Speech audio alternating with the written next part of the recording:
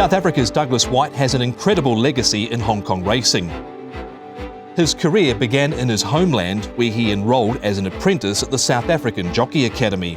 Flying Promise back along the inside and league titles coming on late. When I joined, there were 23 of us that got accepted, and after 6 months there were only 4 of us left. Your first junior year is pretty tough. You're a first year junior and you're up against guys that have been there, they've been doing it for a while, and you have to find your way and your place, and that first year is tough. I think it grounds you as an individual, it teaches you morals, there's no shortcuts. I think that puts you in good stead for when you have to really get out there and put the gloves on and prove yourself.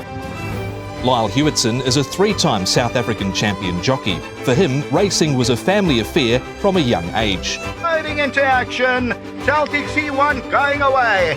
My family was always involved in horses. My mum played polo cross her whole life and rode in a few amateur races. And my dad was a jockey, became an assistant trainer, and more recently trains on his own. And I think I started riding track work when I was maybe 11 years old. Just before I turned 16, started participating in the amateur races in South Africa. The bug had just bit me. The big turning point was my first winner as an amateur rider. It was only my second race ride. I think I forgot to put my goggles on when I jumped out the gate. I was sitting last at the back of the field, and I just flew through them, and when I won, it was surreal. You know, I sort of had my head down from that moment on.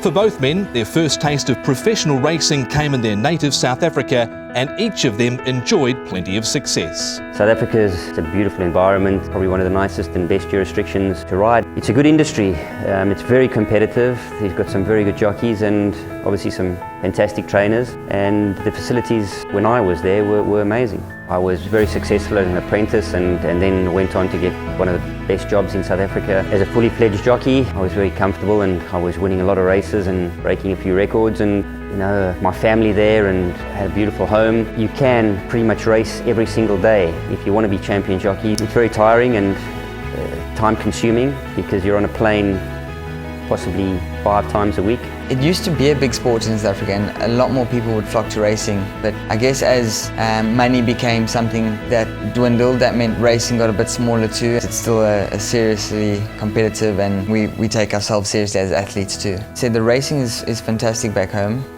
We love it. There's great jockeys, we've got lovely horses, beautiful tracks. For someone who strives to always be better and to achieve more, like myself, you know, you want to be on the world stage. My plan was always to try get overseas, and being an avid racing lover, you're always watching the big races from all around the world. And I think every jockey steps into the academy in South Africa and says, oh, I want to ride in Hong Kong one day.